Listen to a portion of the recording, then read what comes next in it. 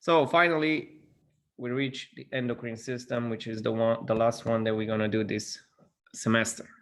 So endocrine system refers to endocrine glands.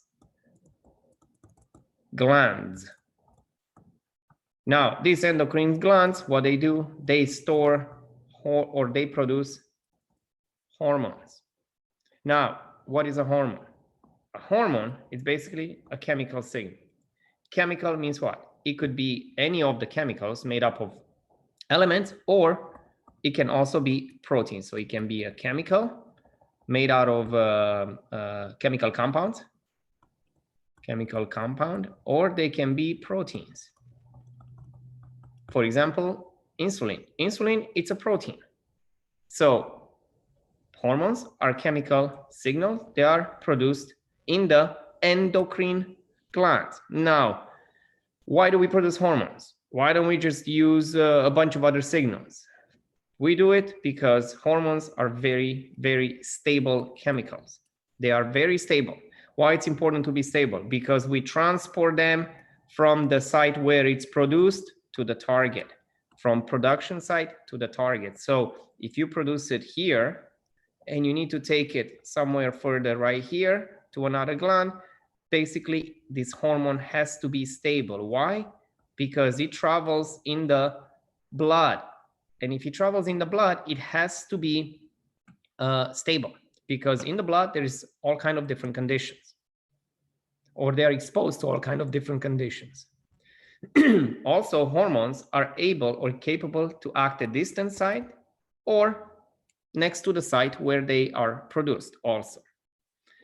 Now, this endocrine glands or the hormonal system works together with the nervous system to provide homeostasis in the body.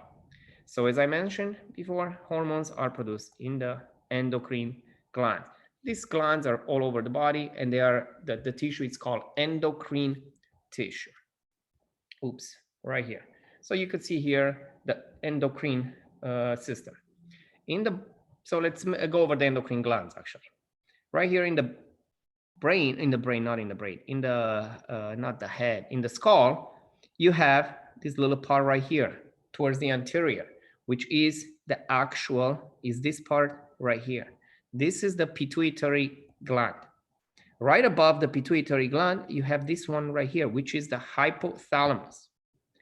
Also in the posterior part right here, it's the pineal gland. Now, pineal gland has only one function, and I'm going to mention it at the end again, but I'll tell you from now. Pineal gland, it's involved in circadian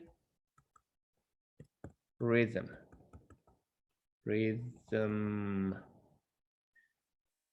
I think I spelled it right. Rhythm, yeah. Basically, what happened here, circadian rhythm, it's day and night. What happens during daytime, you don't produce melatonin. As night approaches, you start producing melatonin, which puts you to sleep. So circadian rhythm basically involves the day and night cycle, the cycle day and night. Now, as you go down in the neck region, which is somewhere here, this region right here, and sometimes people have inflammation right here, we're going to learn later. You have the thyroid gland. Behind the thyroid gland, you're going to have the parathyroid glands. So that's on the posterior side. As you move towards the heart, you have thymus. Now, thymus, it's involved in immunity. I'm not going to cover it. Since I should have covered on immunity, I'm not going to cover it in this lecture. But remember, thymus, it's involved in immunity. Then, as you move towards the tummy, you get a bunch of glands right here. One of the most important endocrine glands, pancreas. Pancreas actually has two functions. We already learned one, which is the exocrine function and endocrine function. The endocrine function, it's the one that deals with the hormones. And we're going to learn the two hormones produced, insulin and glucagon. The exocrine function was involved in digestion. If you guys remember or should remember from the previous lecture.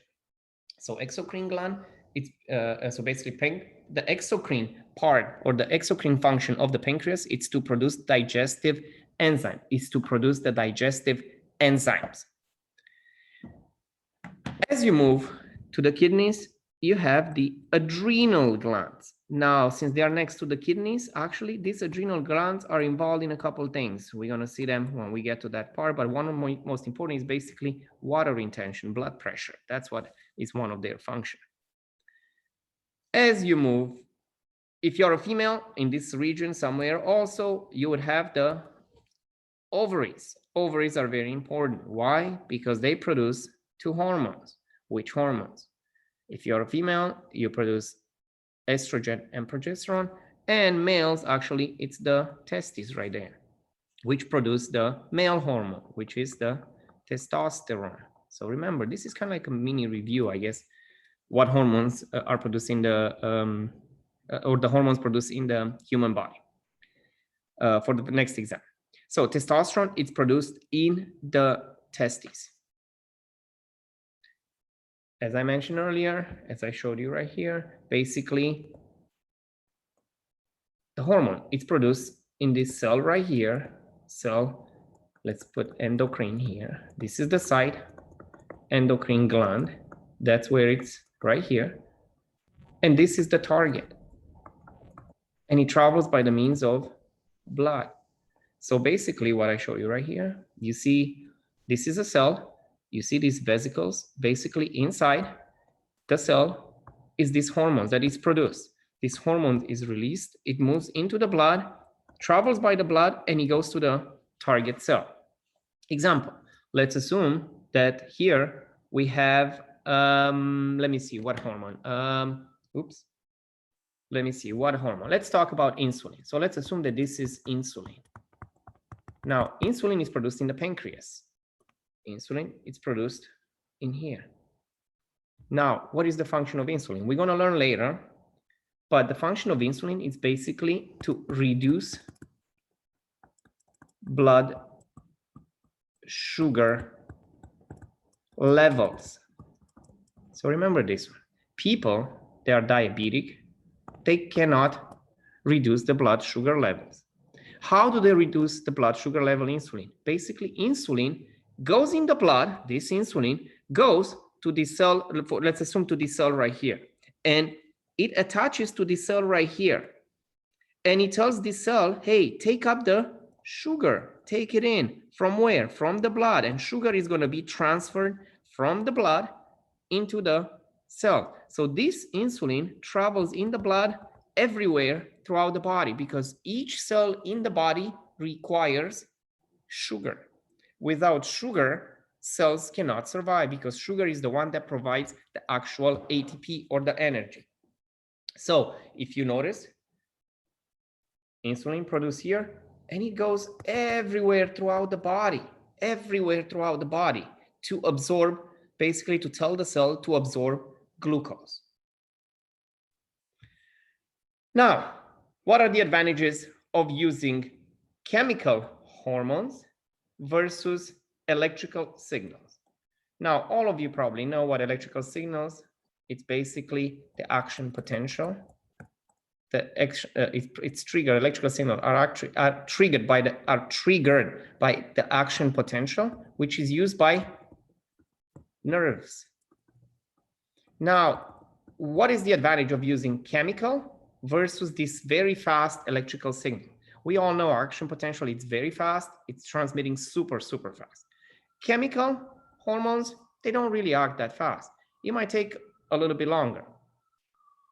Now, the advantage is they can spread to all tissues. That's very important because electrical signal or nerves are not spread everywhere in the body. How do I know that? If I get a tummy ache, I cannot pinpoint where my tummy ache comes from. Why? Because I don't have enough receptors or nerves in the tummy. So usually nerves are not spread everywhere throughout the body. Chemical hormones, they can persist much longer. They can attach to a cell and they can sit there until it's told to unlatch. So then the cell will lose its function. So basically the actual function will last longer if the hormone is attached to the cell. Now, if it's a speedy or an action potential, it will not. It will just last probably 1 microsecond or so, or very, very short time. So spreads to all tissue, and they persist, or they can last longer. And the last one, this is very important also. When you have an action potential or electrical signal, there's only one type of actual function. Only one way to control them. You can differentiate between different things. If I want to control, for example, you have 2 kids, and one of them is 11 years old and the other one is 2 years old, I cannot control them the same way. So when I cannot use the same type of controls. So the same thing right here. If I have 2 different cells, they need 2 different types of controls. I cannot use the same electrical signal answer. So then I can use chemicals, different thing. How can I use those different, how can I differentiate and control them according to whatever it's expected or whatever the function of the cell is? By using a chemical hormone. So there is many different kinds of hormones. We already learned. We learned testosterone, estrogen, progesterone. They have different functions. Males produce also very small amounts of estrogen. But if I produce very large amounts, I'll be in trouble. Imagine that nervous system will control the male and the female functions of the reproductive system. Would be a big mess right there, because he wouldn't know how to differentiate. So that's why it's important to have many different kind of chemical, so you can do different ways. You can need to last longer, sometimes shorter time, sometimes much longer. So that's what it happens. So that's why it's important to have these hormones, these chemical hormones. Now, as I mentioned earlier, endocrine system works together with the nervous system. And this one, it's called the central nervous system. And together they form the neuroendocrine system. Now, the main switchboard, or the one that controls the neuroendocrine system, we're going to learn in a minute about it, it's the hypothalamus. Hypothalamus. Now remember, hypothalamus was, boom, right here. This green part right there above the actual pituitary gland. Now, this one, since they are so close to each other, that's the fun part. They are close to each other. Basically, they talk to each other. They communicate. So this hypothalamus kind of controls this pituitary, and then all these hormones right here produced by the pituitary, they're going to be spread throughout the body. And we're going to learn those hormones in a minute. So remember, hypothalamus is the main switchboard and uses the pituitary gland to control most of the functions in the body, the neuroendocrine system. Now, hormones could be of 4 different types of chemical categories: polypeptides, glycoproteins, amines, and steroids. Now, this one right here would be proteins. Amines, this is a chemical. Amines are usually the neurohormones, the one produced in the brain. Glycoproteins and steroids are fats. Now, the difference between this and this here is that since the cell membrane, it's fatty, basically. Why is it fatty? Because it's a double layer, lipid layer. Then, if it's fat, it can actually move inside. If it's protein, it cannot. It's stuck right here on the outside, because a protein cannot move through fat. Proteins cannot move through fats. Proteins cannot move through fats. Is that clear? All right.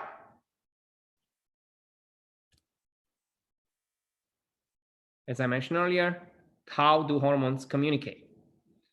The command is issued. Hypothalamus controls the release of most of the hormones.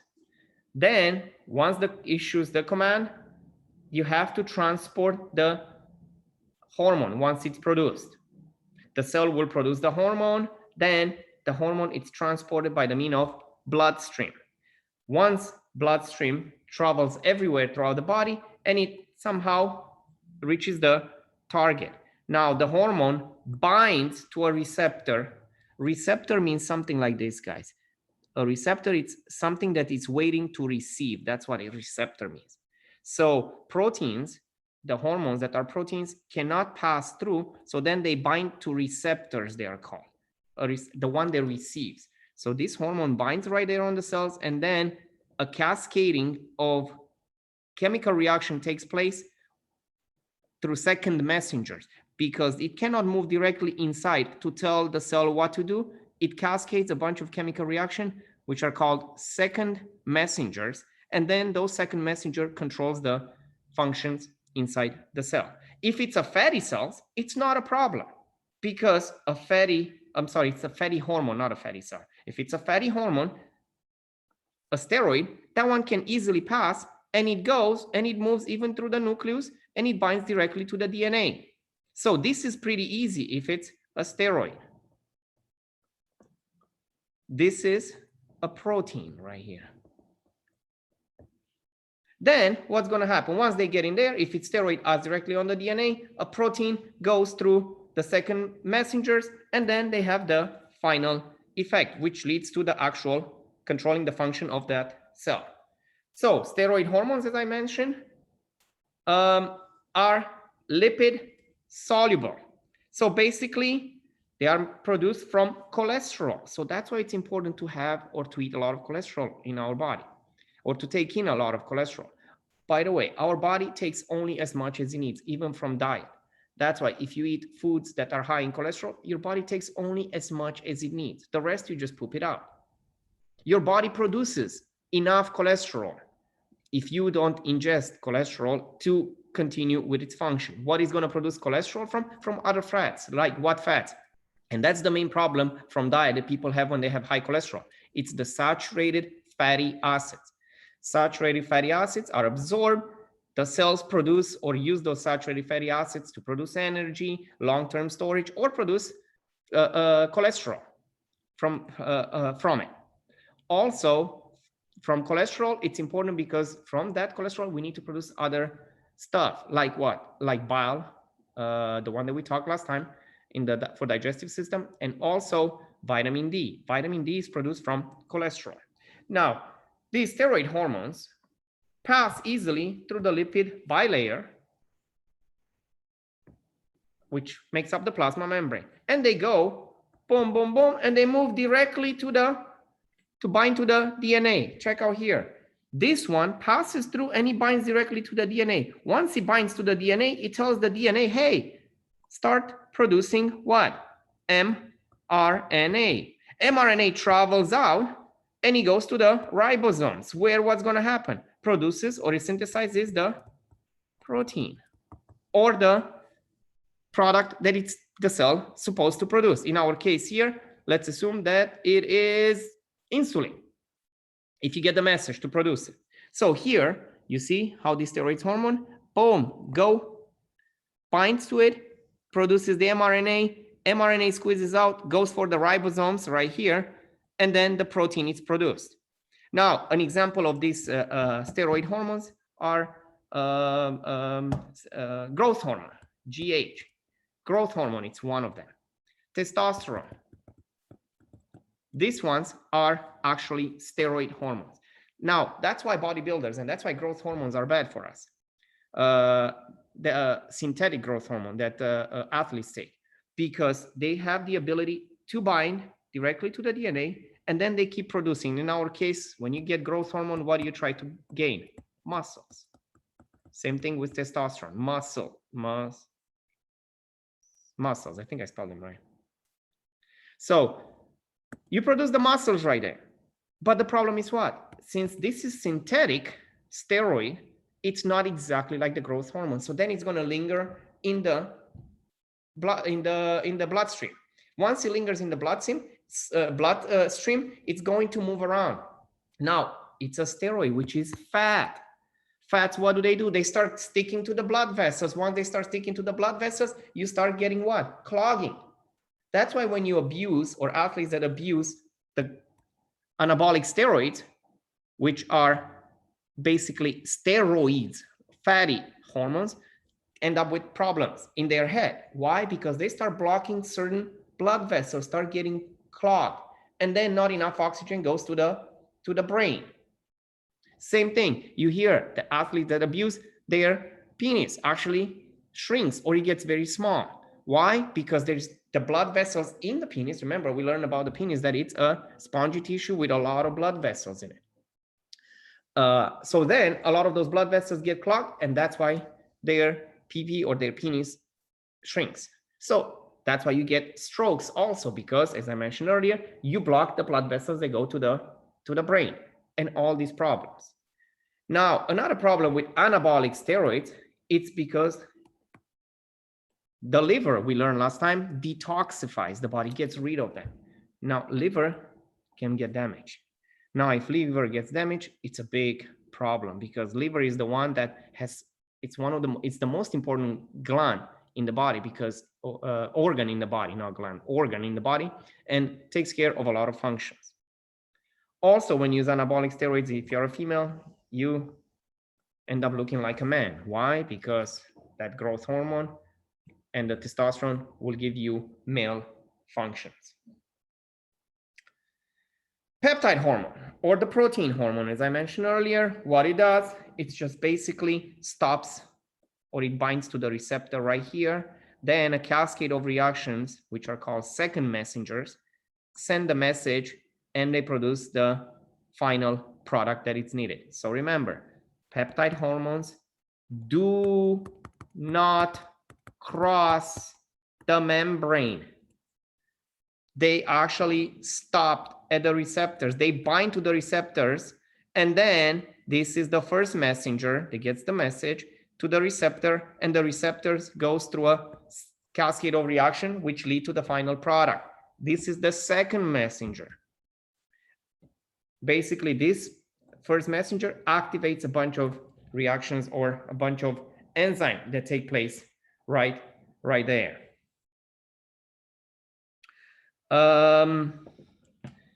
Let's go over the hypothalamus and the pituitary gland now. Hypothalamus, as I mentioned earlier, the main switchboard, master control of the endocrine system. How? Through pituitary gland. Remember, you had that part right there, which was the hypothalamus, and right here you would have that part, which is the this is the hypothalamus, and this is the pituitary gland. And guys, what I recommend for, it's kind of late now, but I recommend for every lecture when you study, try to draw your own pictures and put it in words, make a story out of it, or try to explain to somebody, and then it starts making sense things. Just by memorizing, it's not going to help you. So here is the hypothalamus in the brain. Remember, this is the brain, something like this. And this is the back. This is the front of the brain. So here, pituitary gland, and somewhere here you have the pineal gland attached. I really suck at drawing, but I'm just trying to make sense of it. So here is the pituitary gland. This is the posterior part, and this is the anterior part. Anterior, it's front, posterior, it's back. So this hypothalamus controls all the other glands or the endocrine glands through pituitary gland. Pituitary gland has two parts, as I mentioned earlier, posterior, anterior. Posterior part right here, it's made up of nervous tissue. Now, basically, this nervous tissue extends from hypothalamus to the posterior part. Now, there is two hormones secreted in the posterior, oxytocin and ADH. Oxytocin, it's used for contractions. When? During childbirth. That's the only time we produce. When you're about to give birth, basically, these levels of oxytocin go through the roof. Why? Because you need the uterus to contract for the baby to come out. Also, after birth, release milk. You still produce smaller amounts, but you still produce oxytocin to actually release milk. Now, you heard about sometimes about guys, they take oxytocin. I don't know what the heck they take it. The one they go probably, I'm assuming the one they go through sex change. Why do they do that? Because If you take oxytocin, you become more female-like. So second hormone that's produced in the pituitary gland, posterior pituitary gland, it's the ADH. It's called anti-diuretic hormone or vasopressin. Vaso, I mean, both of them have kind of like the same name. Vaso means blood vessels, pressin, pressure. So basically controls the blood pressure. How? By anti-diuretic. Diuretic means you lose water. Anti-diuretic means that anti means against. Anti-diuretic. I show you how you guys can remember stuff. You don't need to understand stuff actually, because I give you the answers in the exam since it's multiple choice. Anti means against. Diuretic, lose water. So if I'm against losing water, what's going to happen? I retain water. I retain if I'm against losing water. If I wouldn't have anti, I would just be diuretic hormone, I would lose the water. But ADH, it's anti-diuretic, against, it stops losing water, retains basically the water. So basically ADH regulates the blood pressure by what? By retention of water. When you retain water, blood vessels expand. That's how you increase basically the blood pressure. You lose water, or you lose a lot of the water in the blood, pressure in the blood decreases. The second part, or the other part of the pituitary gland, it's called the anterior. Now, anterior pituitary gland is this part right here. Basically, you see here the nerves, how they control basically the posterior. The anterior does have no nerves, so then it's controlled directly by the pituitary gland through these hormones right here. TSH, ACTH, GH, FSH, LH, PRL, and MSH. Let's go quickly over the two of them that we learned so far. FSH, LH. FSH was the follicle stimulating hormone produced in anterior pituitary gland, stimulates release of estrogen and spermatogenesis.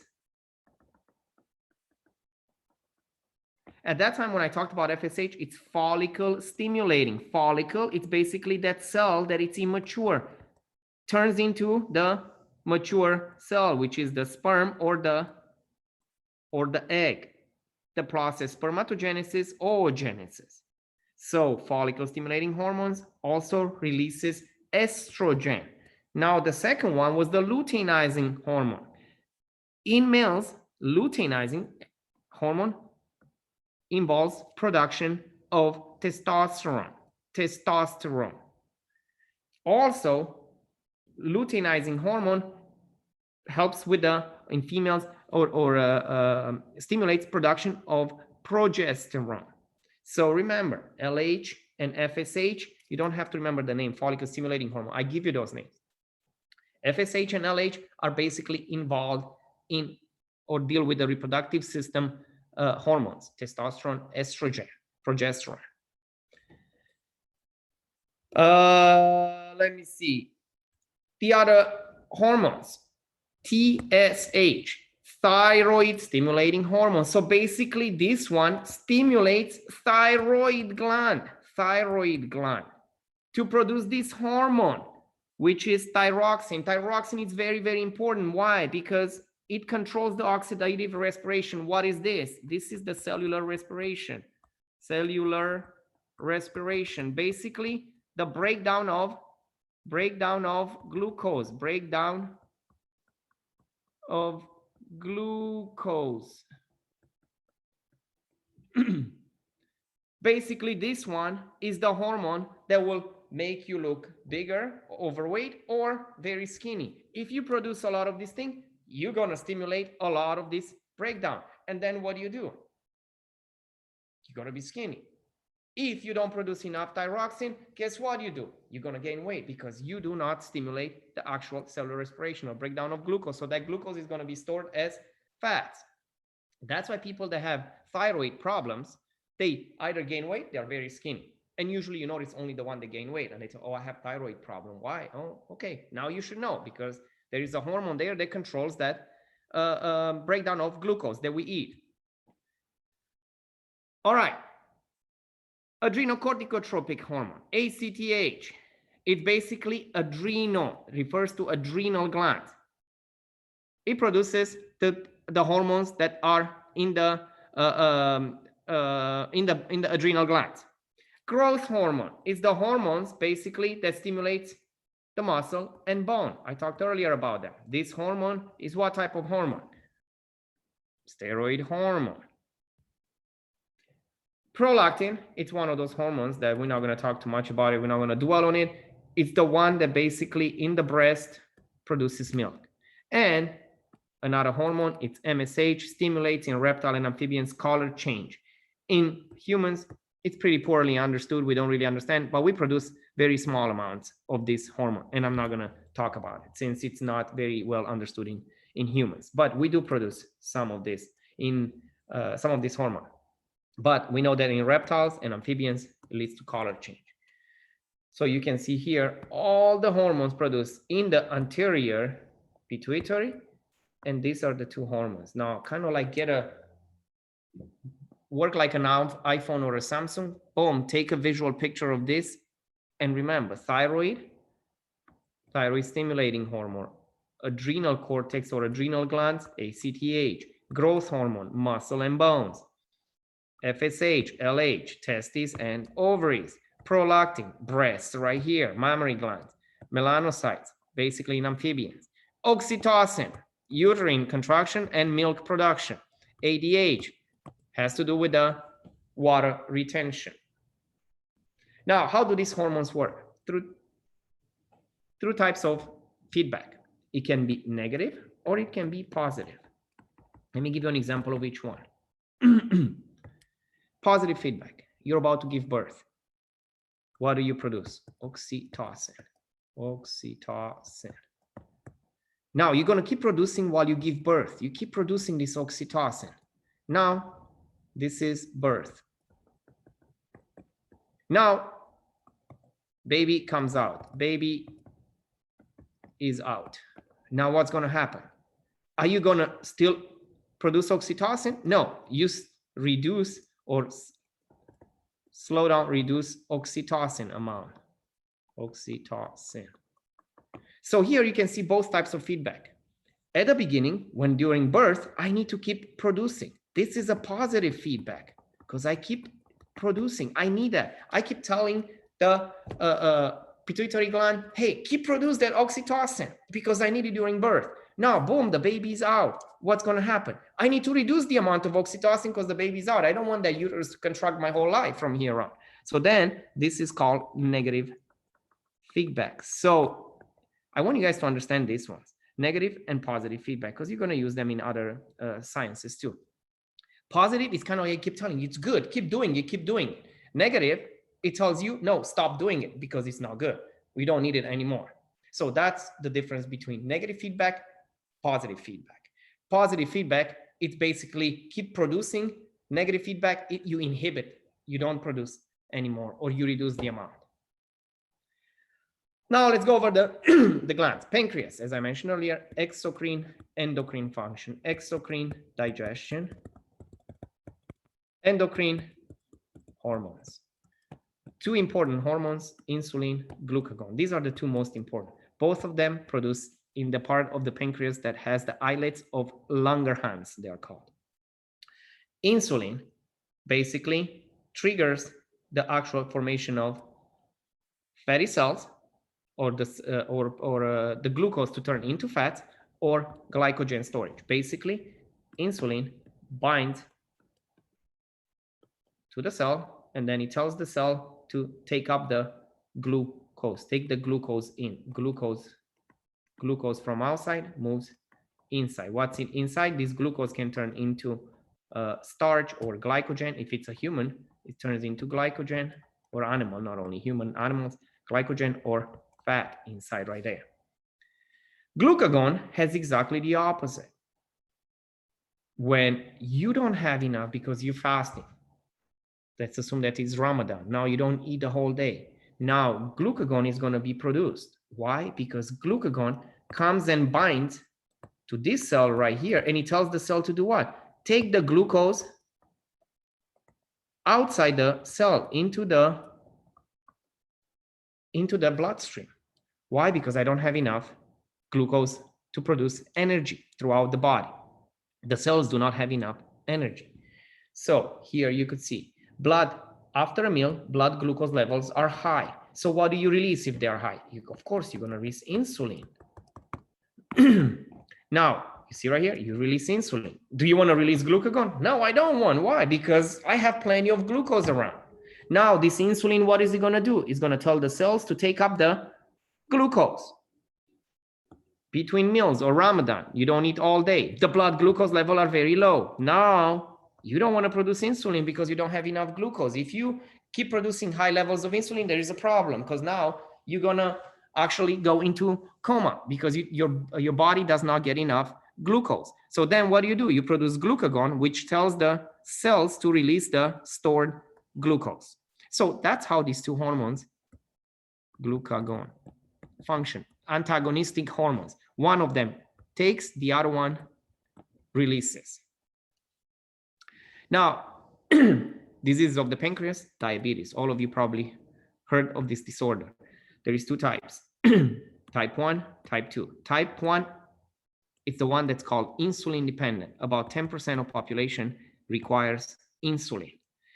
Basically, what happened, these islets of Langerhans either destroyed or you have not, it could be two different types.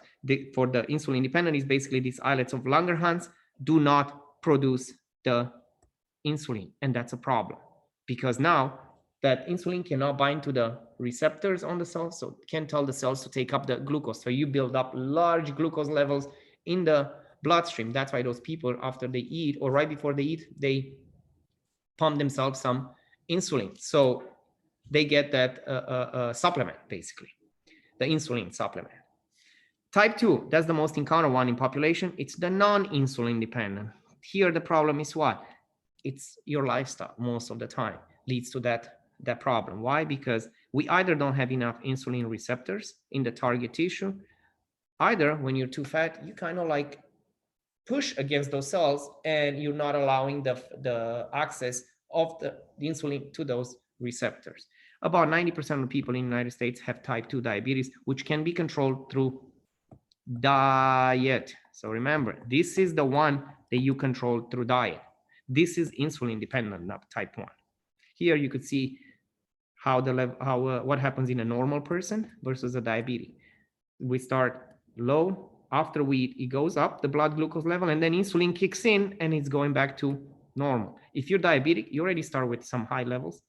After you eat, the levels go super high and then just very slowly go down. Now, diabetic people have problems a lot of times because the glucose, it's not uptaken in the blood, in the cell, so it gets stuck in the blood, and that's why sometimes leads to all kind of other problems, loss of vision by deposition of that glucose. Thyroid, the one in the neck. Two hormones produced there. The one that I talked earlier, thyroxine, the one that controls the metabolic rate, the one that controls the oxidative respiration, the one that controls cellular respiration, which is also metabolic rate. So thyroxine, it's super important. If you don't produce enough, you are going to gain weight. If you produce too much, you're actually going to be very skinny because you stimulate that breakdown of glucose or fats. Now, for thyroxine to work properly, it requires iodine. Iodine, it's one of these supplements that we need to take, or one of those elements or nutrients or minerals that are required in our diet. Now, where do you find iodine? I don't know if you guys noticed, but they add it to salt. Why? Because we don't eat enough food in westernized world, and that way it's a big problem because we don't get enough iodine, and then we keep gaining weight. Why? Because thyroxine, to work properly, requires iodine. Now, if you don't get enough iodine during growth, during development as a child or during childhood, you end up with this disease, which is called goiter. It's inflammation of the thyroid right there. Inflammation of the thyroid right there. Also, if you don't get it during, this is also in adulthood too, but if you don't get enough iodine during development, during childhood, you end up with this disease. It's not really a disease, a syndrome. It's called cretinine. Basically, a poor thyroid development, which leads to this baby being very tiny. Why? Because it doesn't have enough. It doesn't have enough energy to grow. The second hormone produced by the thyroid, it's calcitonin. Now, calcitonin, it's an antagonist to PTH, parathyroid hormone. So remember, calcitonin produced in the thyroid glands. Now, this calcitonin, as the name says, calci. Calci comes from calcium. Now, what calcitonin does, it basically releases calcium. Where do you release calcium in your body? The only way they can release from, it's from bones. When do you release calcium from bones? When you don't have enough calcium circulating in your blood. Now, why is calcium needed? Muscle contraction, it's needed. Large amounts, muscle contraction. So calcitonin inhibits the release of calcium from bones. So it inhibits the release. So basically, when you have calcitonin, you keep the calcium in the bones. Parathyroid hormone triggers the release of calcium from bones. Now, parathyroid hormone are produced in the parathyroid glands. So check out right here. This is the bone right here. You have low calcium levels in blood. Now, what do? You need to get calcium in the blood. So how are you going to get it? You're going to take it from the bone. So what is going to who's going to stimulate that? PTH stimulates the release of calcium. You see this osteoclast come here and just start chopping this bone right here. Now you have enough calcium, high levels of calcium in blood because you just had your milk. Now, this calcium right here, it's very important. As I mentioned earlier, for muscle contraction. If you have enough, guess what? You take a bunch of this calcium and you start building up strong bones now. Osteoblasts right here come and add it with the help of what hormone? What hormone triggers that or stimulates? Calcitonin. So remember, calcitonin builds bone, or inhibits the release from bones. PTH takes away. So parathyroid hormones and thyroid hormones, they are right here in the neck. They're next to each other. So remember, those two hormones are involved basically in release and keeping it in the calcium in the bones. Release or triggering the release or stopping the release or inhibiting the release. Adrenal glands. They are right above the kidneys. Two parts, medulla, cortex. Now, these are the ones that produce the epinephrine, norepinephrine. We also call them adrenaline and noradrenaline. These two hormones, they are released from medulla. Epinephrine, these are fight or flight.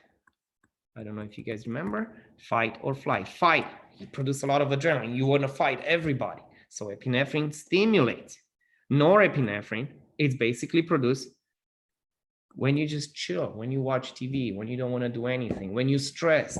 You don't have a lot of energy when you stress. You don't want to produce, oh man, I want to do these things. No, you just feel like, oh, I don't want to do anything. So then you produce this hormone. That's why it's good in those times. Go ahead, start doing something. That's why the doctors tell you, people that have their stress all the time, go ahead, do something. Why? Because you produce epinephrine, which will get you working. And you counteract this bad hormone, the norepinephrine. They basically, this hormone stimulate rapid deployment of body fuel. This one you need a lot, this one you don't. You're just going to start gaining weight. Also, the second part or the other part of the epinephrine, the cortex, produces cortisol and aldosterone. You probably heard about cortisol. Cortisol basically is released in times of stress. Now, this one is one of the worst hormones. Why? Because it releases glucose in the blood, which sounds pretty good. and metabolizes fat. Sounds pretty good, great. The problem is what? It suppresses the immune system. That's the main problem when you guys are stressed or depressed.